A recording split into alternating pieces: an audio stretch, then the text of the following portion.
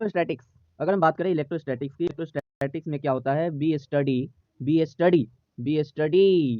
The rest charge. हम rest charge के बारे में क्या करते हैं, स्टडी करते हैं। ठीक है, इलेक्ट्रोस्टैटिक्स में हम रेस्ट चार्ज के बारे में स्टडी करते हैं। चार्ज होता क्या है, चार्ज होता क्या है, तो the property of the particle by which it produces both electric and magnetic effect is known as charge.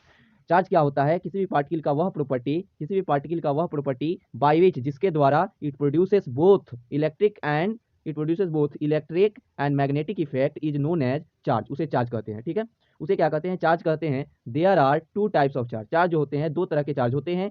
एक चार्ज होता है आपको, एक जो चार्ज है आपको कौन सा चार्ज होता है, एक आपको पॉजिटिव चार्ज है और एक निगेटिव चार्ज है। पॉजिटिव चार्ज में आपको चार्ज को जो है हमने क्यू से डिनोट करते हैं, चार्ज को क्यू से डिनोट करते हैं। इलेक्ट्रॉन का जो चार्ज होता है वो होता है -1.6 इंटू 10⁻⁻19 कूलम, जिसे हम ई से डिनोट कर लेते हैं, जिसे हम किससे लिखते हैं, ई से डिनोट करते हैं। और मान लेते हैं प्रोटॉन पर जो चार्ज है, प्रोटॉन पर जो चार्ज है वो होता है प्लस ई। इलेक्ट्रॉन पर जो होता है चार्ज माइनस ई, प्रोटॉन पर जो होता है वो प्लस ई हो जाता है। ठीक है, प्रोटॉन पे क्या चार्ज होता है, प्लस ई चार्ज होता है। उसके बाद में अगर बात करें अल्फा पार्टिकल पे चार्ज, तो अल्फा पार्टिकल पे जो चार्ज होता है वो +2e चार्ज हो जाता है। ठीक है, हाँ, उसके बाद में अगर बात करें, अगर किसी पार्टिकल का चार्ज है कि क्या है, अगर किसी पार्टिकल का चार्ज है तो वो जो चार्ज होता है वो उसका खुद का चार्ज होता है। किसी पार्टिकल का जो चार्ज होता है वो उसका खुद का चार्ज होता है। लेकिन अगर किसी बॉडी पे कुछ चार्ज दिखाई दे रहा है तो इसका मतलब होता है कि उसके पास इलेक्ट्रॉन ज्यादा है या फिर इलेक्ट्रॉन की कमी है, इलेक्ट्रॉन जो है एक्सेस है या फिर इलेक्ट्रॉन डेफिशिएंसी है। ठीक है, charge of body indicates that excess और डिफिशिएंसी ऑफ बॉडी। ठीक है, तो बॉडी के एक्सेस और डिफिशिएंसी को डिनोट करता है। ठीक है, उसके बाद में अगर बात करें कि अगर कोई भी बॉडी क्या है, कोई भी बॉडी जो है चार्ज है, अगर कोई बॉडी क्या है चार्ज है, तो उसके लिए जो होता है इलेक्ट्रॉन रिस्पॉन्सिबल होता है। कौन रिस्पॉन्सिबल होता है, इलेक्ट्रॉन जो है उसके लिए रिस्पॉन्सिबल होता है। ठीक है, लेकिन अगर बात उसके बाद में ये सब बात खत्म हो गया, उसके बाद में बात करते हैं प्रॉपर्टी ऑफ चार्ज। अगर हम प्रॉपर्टी ऑफ चार्ज की अगर बात करें, किसकी बात करें, अगर हम प्रॉपर्टीज ऑफ चार्ज की बात करें, अगर हम प्रॉपर्टी ऑफ चार्ज की बात करें तो इसमें सबसे पहले क्या है कि चार्ज एक क्या है, चार्ज एक क्या है, चार्ज जो है एक, चार्ज क्या है, चार्ज जो है एक मिनट, एक मिनट,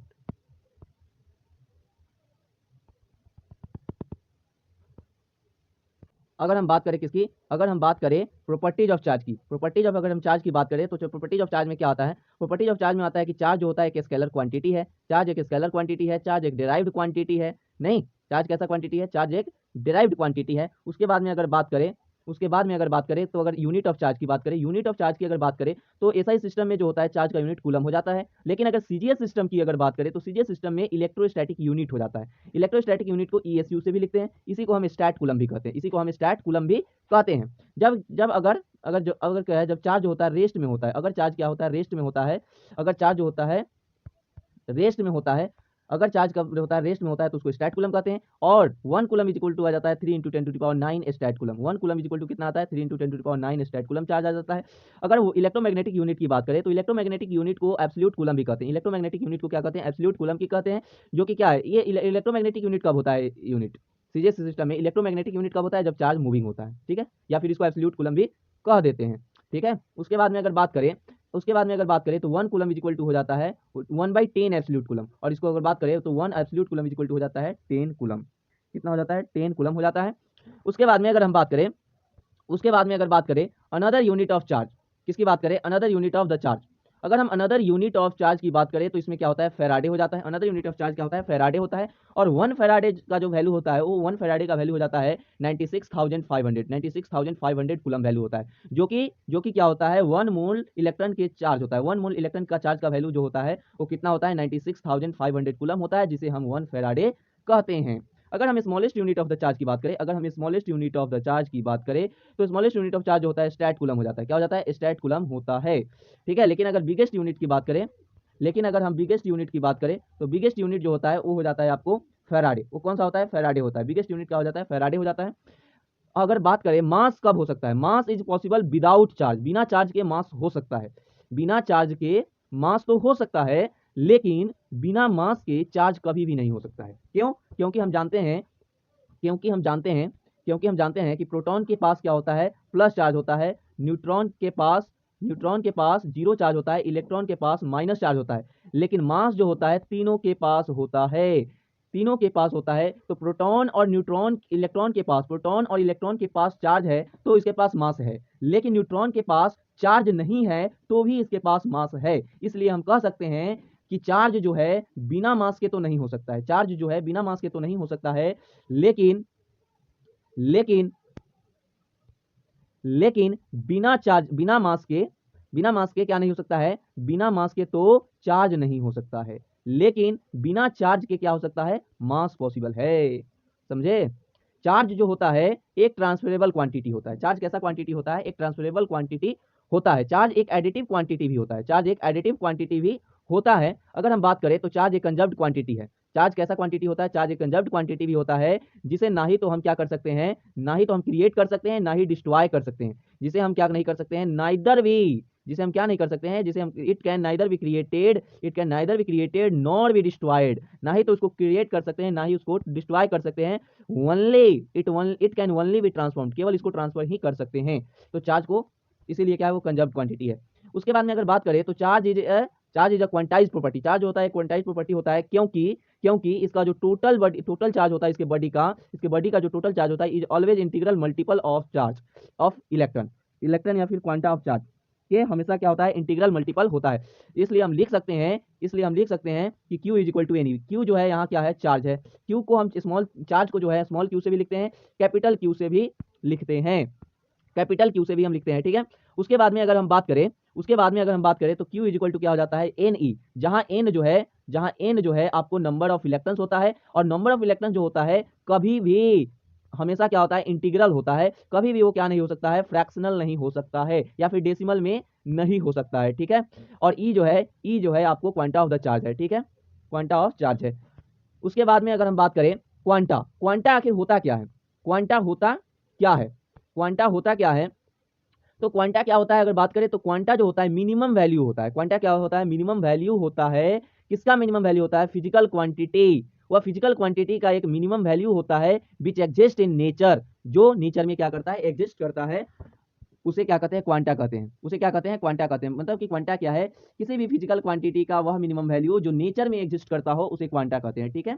जिस चार्ज का जो क्वांटा होता है, आपको चार्ज का जो क्वांटा होता है वो होता है 1.6 इंटू 10⁻⁻19 कूलम होता है, ठीक है। उसके बाद में अगर बात करें क्वांटा ऑफ चार्ज जो है मेजर किया गया था मिलिकन साहब के द्वारा, और इन्होंने इसको मेजर करने के लिए एक एक्सपेरिमेंट किया था, ऑयल ड्रॉप एक्सपेरिमेंट करके इन्होंने पता लगाया था क्वांटा ऑफ द चार्ज। इन्होंने तो मिलिकन साहब ने। उसके बाद में अगर बात करें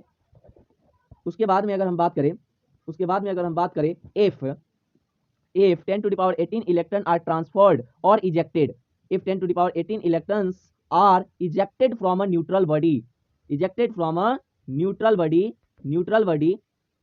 if 10 to the power 18 electrons are ejected from a neutral body, then find out total charge of body। तो आप बॉडी का टोटल चार्ज बताइए। अगर हम किसी बॉडी में से क्या करें, 10 टू द पावर 18 इलेक्ट्रॉन्स निकाल ले तो उस बॉडी पर कितना चार्ज हो जाएगा, तो Q is equal to n e, जहां नंबर ऑफ इलेक्ट्रॉन्स कितना हो जा रहा है, 10 टू द पावर 18 इलेक्ट्रॉन्स हो रहा है, 10 टू द पावर 18 इलेक्ट्रॉन्स हो जा रहा है, और क्वांटा ऑफ चार्ज हो जाता है 1.6 इंटू 10⁻⁻19। यहाँ Q is equal to n e में पुट करने पर आ जाएगा 0.16 कूलम, आंसर हो जाएगा, ठीक है। उसके बाद में अगर हम बात करें कि क्या, उसके बाद में अगर बात करें एक और question, find out number of electrons ejected from body so that charge of body becomes 1 coulomb. अगर हम किसी बॉडी में से कितना इलेक्ट्रॉन इजेक्ट कर ले, कितना इलेक्ट्रॉन निकाले ताकि क्या हो जाए, ताकि so that charge of body becomes 1 coulomb, ताकि बॉडी का जो चार्ज हो 1 कूलम हो जाए।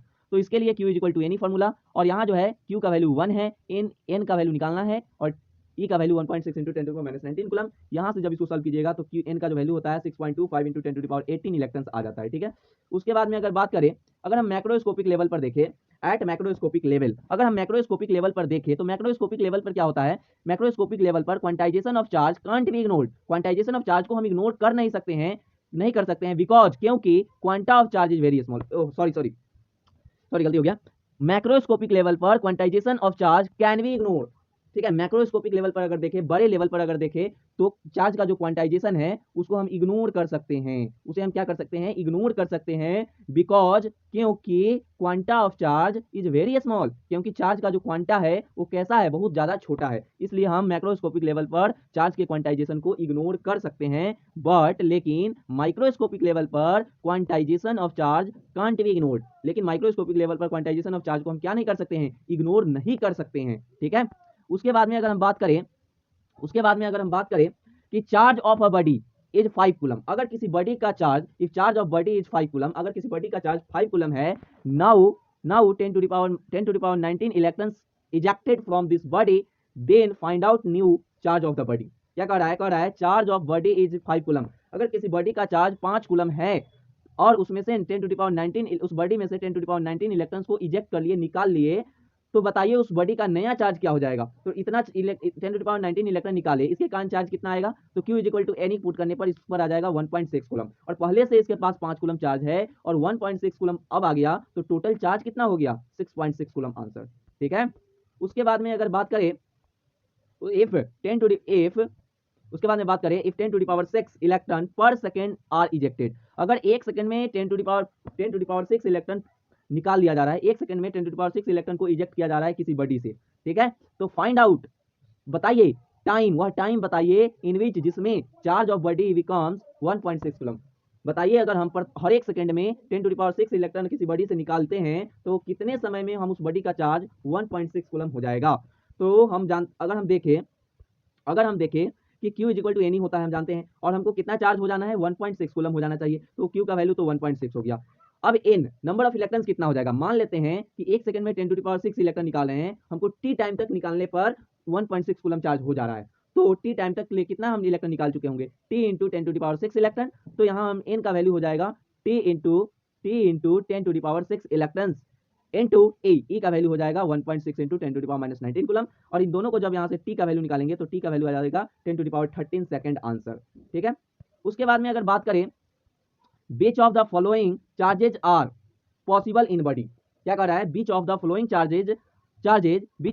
Charges are possible in body, body में निम्नलिखित में से कौन सा चार्ज पॉसिबल है। पहला आपको दे दिया गया 1.2 इंटू 10⁻⁻19, दूसरा दिया गया 6.4 इंटू 10⁻⁻19 1.2 कूलम, तीसरा दे दिया 7.5 कूलम इलेक्ट्रॉन। ये सारे के सारे इलेक्ट्रॉन की संख्या एक minute beach of the following charges इतना कूलम कूलम कूलम कूलम सब दिया गया है। ठीक है, अब कूलम कूलम ये सब इतना कूलम दे दिया, मान लेते हैं नंबर ऑफ इलेक्ट्रॉन्स हम जानते हैं कि ये कभी भी क्या नहीं हो सकता है, फ्रैक्शनल नहीं हो सकता है, तो यहाँ से हम नंबर ऑफ इलेक्ट्रॉन्स तो फाइंड कर ही सकते हैं, क्योंकि हमको चार्ज दिया गया है तो क्वांटा ऑफ चार्ज हमें पता है, चार्ज दिया गया है और क्वांटा ऑफ चार्ज हमें पता है, वहाँ से नंबर ऑफ इलेक्ट्रॉन्स अगर निकाले, अगर हम नंबर ऑफ इलेक्ट्रॉन्स अगर निकालना चाहें तो नंबर ऑफ इलेक्ट्रॉन्स कितना आ जाएगा, फर्स्ट वाले में आपको आ जाएगा, फर्स्ट पार्ट में आएगा आपको 3/4, तो 3/4 फ्रैक्शनल हो गया इसलिए ये तो हो नहीं सकता। सेकंड वाले में आपको आ जाएगा 4, हाँ सेकंड वाला आ गया आपको इंटीग्रल आ गया, इसलिए ए हो सकता है, इसलिए आपका आंसर जाएगा सेकंड। ठीक है, उसके बाद में अगर हम बात करें क्वार्क्स की, तो क्वार्क्स होता क्या है, what is the quarks, quarks होता क्या है, क्वार्क्स होता क्या है, तो these are basic fundamental particle, their life span is very small, discovered by Gellmann. Quarks क्या है, तो क्वार्क्स जो होता है बहुत ही क्या है, बेसिक फंडामेंटल पार्टिकल है, जिसका लाइफ स्पान बहुत ही छोटा होता है, और जिसे गैलमैन ने क्या किया है, ढूंढा है, जिसे किसने ढूंढा है, गैलमैन ने ढूंढा है। और टाइप्स ऑफ क्वार्क की बात करें, अगर हम क्या बात करें, टाइप्स ऑफ क्वार्क, अगर हम क्वार्क्स के टाइप की बात करें, अगर हम टाइप्स ऑफ क्वार्क की बात करें तो एक होता है ऑफ क्वार्क, एक डाउन क्वार्क, एक टॉप क्वार्क, एक बटम क्वार्क, एक चार्म क्वार्क, एक strange quark. Of quark, top quark और चार्म क्वार्क, इन तीनों का वैल्यू जो होता है हो जाता है 2e/3, और डाउन क्वार्क, बटम क्वार्क और स्ट्रेंज क्वार्क का वैल्यू होता है -e/3। ठीक है, इन सब का वैल्यू हो जाता है। उसके बाद में अगर हम बात करें किसकी, अगर हम बात करें कि प्रोटॉन को बनाने के लिए, एक प्रोटॉन को बनाने के लिए हमें कितने चार्ज की आवश्यकता होगी, बताइए।